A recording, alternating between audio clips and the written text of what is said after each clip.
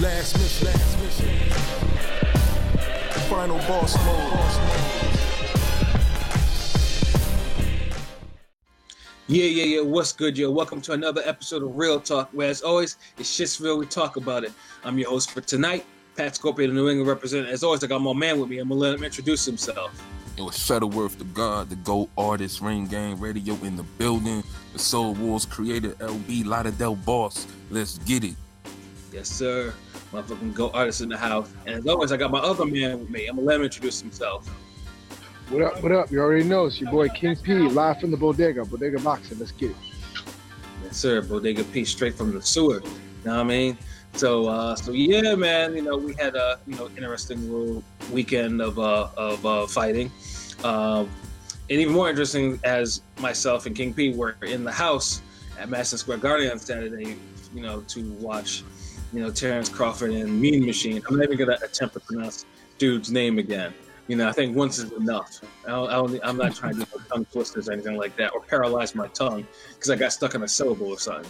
So, but yeah, it was the experience at MSG. I mean, they do some things a little bit outdated, like how they do with tickets. P was complaining about all that, but MSG though, so it's a quality place, man. I mean. I wasn't at ringside, unfortunately, but they put me up in the upper media section where I had my own monitor and shit. So it was dope. It was a nice little area, nice little for media, and the atmosphere was rocking. Got to see a decent nights of fights. A nice aerial view from the picture, bro. It reminded me on some Spartacus shit, like you the Praetor or somebody looking down at the warriors and shit, and he got his monitor. Like, damn. Yeah, I was like, they even had my name up there, like posted on there. Like, it wasn't just like, put this up here. No, it had my government and Ring Gang Radio and all that. And I was like, kid, this is official. That's what's up. Ooh. Yeah. You know what I'm saying? So yeah, shout outs to once again the Top Rank. Shout outs to Top Rank for for the credential and the whole experience, man. Thank you very much for that opportunity. Just giving them just setting up a quality card, minus the main event. So that would make Ring Gang want to show up. So yeah, of course. So props to that as well. I know y'all was struggling this year on ESPN, so we give props when it's due. When people do it right. Facts, so yeah, I mean, pretty much what I think we'll talk about the main card. Like, there was 3 fights on there. The first one was the Michael Conlan versus Vladimir, was it Nikitin? I think that's how you pronounce it. That fight, now, as we mentioned before in the preview, that was the Olympic rematch, where Conlan controversially lost that fight and subsequently lost his temper, and he was like, you know what, I'm done with this amateur shit. I'm going pro. Lost control of his fingers. Yeah, he did. And he's been and so far he's been a budding pro so far. And Nikitin, was in the amateurs for a longer period of time, and he was, he came into this fight 3-0. Of course, I find it odd that they made this fight like now at this point, where Nikitin is pretty much an inexperienced pro. But I guess with the amateur fights, the stakes, the beef and all of that, it was just like, fuck it, why not? Yeah, I think they probably learned from the Robeisy Ramirez fight, where I know they were trying to do something with Shakur Stevenson, but when you take a loss to a jobber, then you really got to build up your fight the right way. So yeah. So I think that's. I don't know. Maybe the school of boxing Nikitin is from is better than the school Ramirez. Oh, Ramirez, yeah. Yeah. So I'm just saying. Yeah, no, I mean, you probably, you're absolutely right. I mean, that, I agree with that sentiment as well. I mean, seems like the school that Nikitin was from is far more advanced than the one that would be them nigga schools is like sister school. The fuck? No, like just like there's a big quality drop off you know, there's like a quality gap in between Sister Act 1 and Sister Act 2.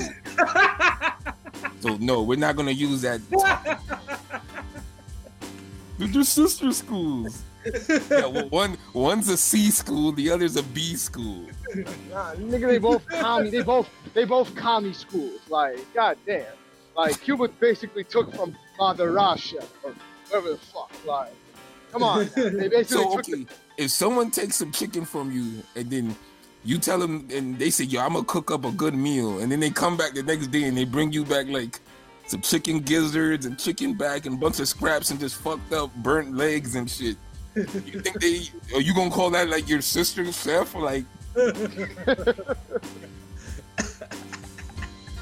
I'm just saying, like, I can't. Yo, such a silly ass nigga, yo. But he hasn't drives. But there was some jewels in that what he just talked about, though. You know, and there was some real jewels, like the Cuban school of boxing. You know, it's definitely not as accomplished in the pros as the Russian school of boxing, because Russians still turn out champions. Cubans do not. That's facts. I mean, it is what it is. I mean, you could dislike this video, you could suck your teeth, you could get mad, and you could say, "Man, fuck Shutterworth." You could say all the shit you want, but I mean, you can point your finger, you can wring your neck in a feminine fashion, or moisture coming out from your head. Or you could run around in your living room like Canelo's after you with body punches. you could do all of that, but at the end of the day, it's a fucking fact. Yeah, it's a fact. Dude, don't make me have to fucking list goddamn states in the fucking America in the fucking country that are better schools of boxing. But you know what? I will. If we hear some more shit, that's gonna be a future topic. Schools of boxing. Honestly, like y'all gonna make me have to bust out a fucking list. Don't make me shit. Like I ain't even talk about other countries. You know what I'm saying? I'll say nigga the Rhode Island school of boxing. Facts. Y'all want to fucking start shit. I don't know, Get right? some goddamn Quahog and Peter Griffin ass niggas up in here, like, bruh. Like, so at the end of the day, Nikitin, he damn sure fought better as a pro than Ramirez did. Yeah, facts. Especially in this fight, because the Conlan fight, like, I feel like there's two versions of the Conlan fight. Mm-hmm. The first half, Conlan looked like he was just gonna walk away with it. Right. He was just outworking dude. Nikitin just seemed like he couldn't get it going, and then somehow Conlan started feeling himself standing in front of him a little more, started landing more shots, but he started taking more. Yeah, exactly, because he tried to get dude out of there, but Nikitin, these are feathers. Like Nikitin was like solidly built. Like yes. Michael Conlan had a bearing check. Yeah, like Michael Conlan had some interesting words to say to me about that, but I won't repeat them on air. But like I felt like Nikitin like spent most of the fight like bullying him and backing him up. Like why the fuck? Like every round, every fucking, and I was right there. Every round, I was talking to one of the dudes that was like on Crawford's team. Every round, we're talking about like, why is he backing up? Why is he getting pushed into the rope every fucking time? Like fighting him off, like stand your ground. I mean, he did at the end with them body shots. Like he could have had fucking Nikitin out, but he kind of laid off. Like he could have gotten him out earlier if he stood his ground. He didn't stand his ground at all and was getting back. And like I felt like Nikitin, like a lot of the work that he was doing. I mean, I can't say it wasn't effective because it was effective because it was flustering him. But it's like it wasn't even like he was hitting him with like all the time with hard shots. Like a lot of them shots wasn't accurate. It wasn't hitting. Like he missed a lot, but he just made Conlan uncomfortable with his bully tactics. And the pressure. I mean, well, the dude did say like, Conlan can't handle any pressure. Right. Yeah, nah. You could tell he couldn't. He was uncomfortable. You could see it on his face. The expression on his face looked like he was in a tough fight. I just felt like it couldn't hurt dude. Like he was getting frustrated because dude just kept being in front of him. Yeah, and Nikitin, like the one thing that I noticed too is like dude's punches, like he was not turning over his punches a whole lot, with the exception of overhand right. His punches remind me of Tim Bradley, and that's not really a good thing. I'm thinking to myself, what am I missing here? Dude has 3-0 but has no knockouts. What am I missing here? I mean, dude is built, and I say it, I'm like, oh, that's why. You know, I mean, dude. He kind of flails a little. Like his shots have no snap, except for the overhand right sometimes. Yeah, that's why I said it's like it's Tim Bradley. I was like, damn, like just like Bradley. Bradley threw about maybe 10 good overhand rights in his whole career. Yeah. Followed by a bajillion arm punches. Yeah, exactly. Like you could pinpoint the Abreu fight. That's one. The Witter fight. Witter, that's another one. Yeah. And the Ender Cherry is probably the only fight where I saw him actually do with a clean right hand, not like an overhand, but actually clean. Ender Cherry, that's 3. The second Pacquiao fight, that's another one. That's 4. Yeah. So y'all got the point now. I think y'all get it. Yeah, so it's just like I was like, damn it! It's like if this dude turned over his shots, I mean, he could really hurt Conlan, but Conlan had his chin up, ready for them shits. Yeah, exactly, up in the air, and it was just like, and I don't know, man. It's just like Conlan. I think buckled underneath that pressure a little bit, and he did drop some of those later rounds, and the fight was a lot closer than what they announced. Yeah. I still think he won, but it was more like a 96, 94 Exactly. That's what I said. Maybe 97, 93 at the furthest apart. Yes, I said the exact same thing to Pat. Honestly, I had it a draw. It couldn't be a draw because Conlan, he outlanded dude too much. Like, I don't feel like dude won like 5 clean rounds or anything. Like I felt like he got maybe 3 or 4. Like the first half, he was just too uncompetitive. Like that's how it's hard for me to give him a draw and say, you know. But those middle rounds were like fucking. He was taking him into the middle rounds. You could find 5 rounds to fucking. Actually, you know what? I'm not gonna say that I definitely had it a draw because, to be honest, I wasn't scoring it. I was watching it, but it had the feel of a draw.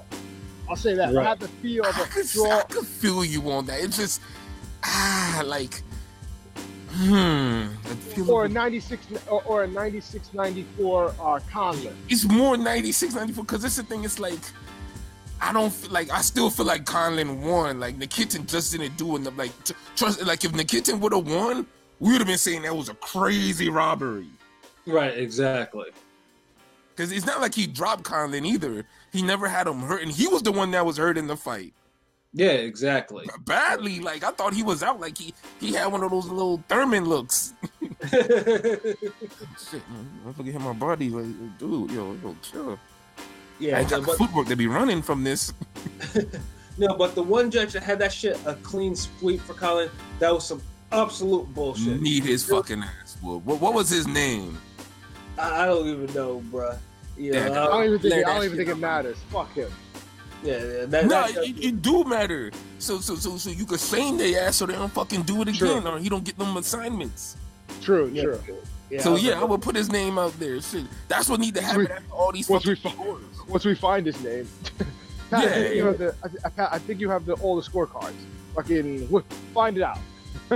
Well, actually, I threw them shit. They're at your place. I threw them shits in your trash. I didn't keep them. Hold up. You threw the shits in the trash? Fuck. Yeah. All right. Yeah. Which the living room trash. One.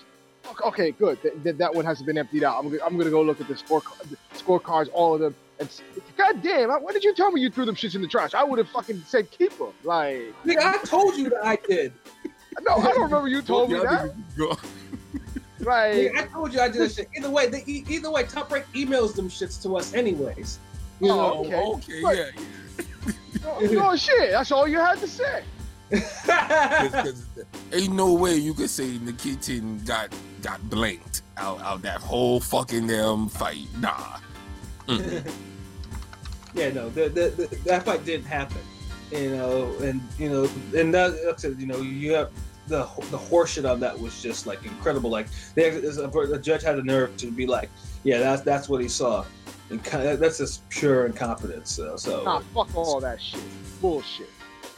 Yeah, but And then But what hey, wasn't there one that was like 99, 91? That's equally as cool. yeah, that was also. I think there was only one good score out the whole fight. It was, yeah, exactly. Yeah, no, 'cause it's like, I'm not saying you had to give Nikitin, you know, the fight or anything, but damn it, it was a fight. Yeah, you know, No one, Conlan didn't run himself into the wall or anything. And like I said, man, I talked to Conlan after that. I even told him himself, like, I was like, I saw him like, bro, you didn't, you know, them 190 scores or whatever, like you won closely.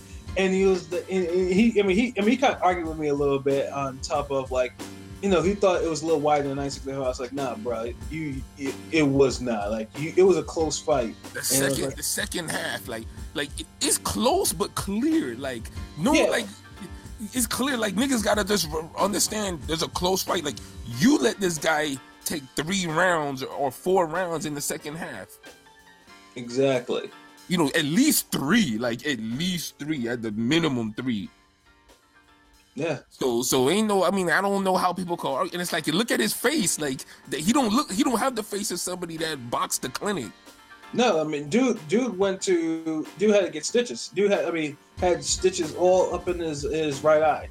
Yeah, I mean, it was a hard. So it's like, I mean, don't get me wrong. I know boxers, you know, they have heart and the pride, but me personally, whenever I fucking sparred someone, no matter how serious it was, I'm always evaluating my own self inside my head and out and afterwards. On some, like, well, I know this nigga kind of hit me with the jab a little too much, or yeah, I think he got a couple extra body shots he wasn't supposed to get, or moved a little too much. You know what I mean? It's like, that's how you grow. So you have to know, like, what you struggled with. Like, you can't just tell yourself you had an easy fight, like, with that. Nah. Yeah. Fucking Trout Cotto was more one-sided. Yeah. Facts. And that one, that was 12 rounds. And that one actually surprised. They actually got the scores right from how I saw it. You know? Yeah, exactly. That was one of those Caleb Truex, the Gale type fights. Yeah, exactly. Oh man, but like, you don't think the champion gonna get the benefit of the doubt? Exactly. Conlan, though, like, he did his thing. You know, he avenged his loss. You know, I mean, and like the crowd, I mean, the first half of the fight, they weren't really into it because I think it was kind of it was moving a little slowly for them. But the second half, they came around, and then you heard the chanting and stuff. The Irish fans were all, I know probably where P was sitting, the Irish fans were all up in there chanting away. They weren't in my section, but they were like, I could hear them. It's fucking, I'm like, I was getting tired. Like, is this a fucking boxing match or is this a soccer game? Like, yeah. Oh man, no, but yeah, they're characters, man. But yeah, you know, Michael Conlan, he got his win back. So I guess, you know, for him, it will just be marching on up the featherweight ladder to. And I wouldn't mind the rematch later on, like, but let Nikitin, you know, formulate more, like. Yeah, like, for you know, get his record up a little bit, get some knockouts in there, you know, get some intrigue in there, something, you know. Because it was a good enough fight that warrants, like, you know, they could be rivals, and boxing needs rivals. Yeah, the rivalry in boxing is kind of dead. You know, no one, you know, they don't want to punch each other in the face so many times to prove that they're right anymore. It's always like, can you show me the money first? Or I don't. No. How disrespectful can you be on Twitter?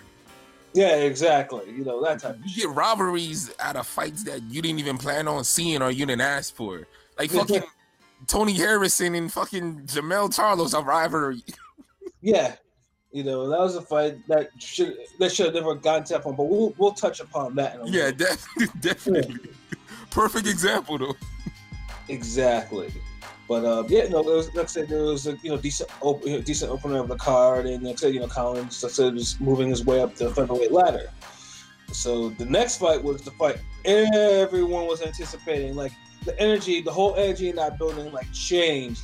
You know, when it was time for Richard Commey to defend his IBF lightweight title against Teofimo Lopez, who's going for his first title. And there's a whole bunch of intrigue, whole bunch of backstories, mostly on the Lopez side. I mean, you got the ESPN article where pretty much it just lists out the generational demons that the Lopez family has, and that article was kind of nuts. The type of stuff the father and shit. Yeah, the father, grandfather, all types of stuff, what they were talking about. And then you have the issue with Teofimo Lopez, with the family not really caring about who he married and stuff like that, thinking they're fucking up the flow. And then, of course, you had Teofimo Lopez's last fight, which was not the best, to put it lightly. Especially leading into your biggest test of your career. Exactly. But it was a learning. Now we know it was a learning experience. Right. He learned from that shit. He learned, to get more focused or whatever. And you have Commey, who's really, who's just happy to be there as champion. Like, for all I know, his fuckery was kept at a very low. We didn't hear anything on it, so that's good. So it's good that champion's not distracted by outside things. So. Yes. So basically, the whole anticipation was who was going to land first. On paper, we were all thinking this is going to be a fight of the candidate at least if it can get some rounds in. Yeah. Some exchanges, like you couldn't even get a Hooker Ramirez out of this. Yeah, no. Yeah, no. Basically, that shit ended before people can get like the second drinks in the second round, man. It was a beautiful counter right cross by Lopez. That Commey, and this I know a lot of people on Twitter have exposed this flaw before. Most noticeably in the Easter fight. Yeah. That we talked about earlier, like in the last fight. Yep. Yeah. And everyone's pointing out, and it was the same type of punch, except this time Commey went down. And I think that was his first knockdown of his career, if I'm not mistaken. Commey has a good chin. It's hard to put him down. No, he went down. And it was funny because I was talking because the guy next to me is a big Lopez fan. I'm like, a little nervous. And he's like, I'm a little nervous. I'm like, yeah, me too, because I'm rooting for Lopez. But Commey is going to test him. Commey's going to test his chin and resolve. But as soon as I said that overhand right, and you just hear the explosive pop. He just goes down. At that point, when he tumbled, I knew he was done. Like, okay, Teofimo's got to finish him right now. I think he would look stupid if he didn't, and he did. So even the ref gave him a chance, because there's some refs that would have just waved that shit off on that type of knockdown. So credit to the ref for giving a world champion a chance. Right. And in Commey, though, the stupid thing is, though, he just went to the ropes and he didn't even attempt to hold. Like, bruh, you're hurt. At least try to hold. But instead, all he did was just corner. He went to the ropes. He cowered at and just got worked. The ref gave him. He was better off just trying to fucking tackle dude on some Fresa Oquendo Zab Judah type shit. Yeah, exactly. He didn't do any of that just stuff. Fuck it, like. And Teofimo did what he had to do, man. He rained blows upon blows and blows. And the referee was supposed to stop the shit.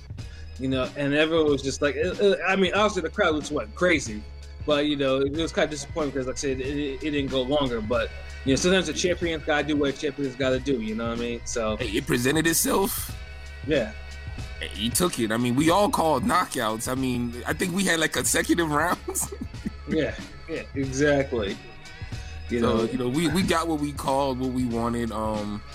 But just to show you, like, when we talk about people having power and chins, it's all perspective and it's all about matching shit up correctly. Like, you can't have power if you like real power hurts real good chins. Right. So that's how you got to look at it. Like, you can't just because you see a guy get a big inflated record and he's knocking out guys who don't have world-class chins, we can't just say, he's a world-class puncher. Mm-hmm. Like, world-class power needs to be tested against world-class chins. Exactly. Lopez has world-class power. Yes, unless of course you're like Oliver McCall. In that case, you'll never go down ever from a point. You know what I mean? You know, so everything was world class testing him, man. Yeah, exactly. Everything. So you know, just for the people out there, you know, the Wilder fans.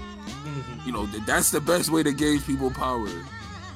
Yeah. I remember there was a message board argument someone was having, and they was saying like, it was Wilder and Shavers who hit harder, and someone said, well, Shavers had better competition, and he hurt better people, and people are like, well, damn, does Hall of Fame fighters have better chins? Yes. Yes. Stupid ass fucking question. Goddamn right. Dude, just like world class fighters have better chins than fucking journeymen and contenders for the most. Unless your name is Amir Khan. Yeah. But you know we got to do a case by case basis, but the standard exists though. Like right, exactly. You know, yeah, you'll get some people that float to the top and they'll have a bad chin, but they have other shit that make up for it, like. Yeah, they know how to hide their chin. Yeah, exactly. You know? Like Corey Spinks, Amir Khan, you know, world class. You know, not the best set of whiskers, but they made it work for them. That's all I'm saying. So Lopez, he so improved, and shit. I just want to see him keep going. And Commey, I hope he rebound from this because he a good fighter too. Oh man, just the back. I mean, because Teofimo after the conference or whatever, he was talking about. I mean, he was marked up under his left eye. He was like, yeah, man, that first jab, like I was like, you know, he was like, man, this guy has some serious power. Like, and because I mean, and you look like he didn't even get hit all that much. But he had like a shiner and everything. Yeah, like, Commey landed a few decent shots, but they just weren't money punches. Right. You know, and then Commey though, it was heartbreaking because dude was just like, you know, he didn't want to. Dude was like crying in the ring, like he didn't people had to console him. Like, yeah, he didn't show up.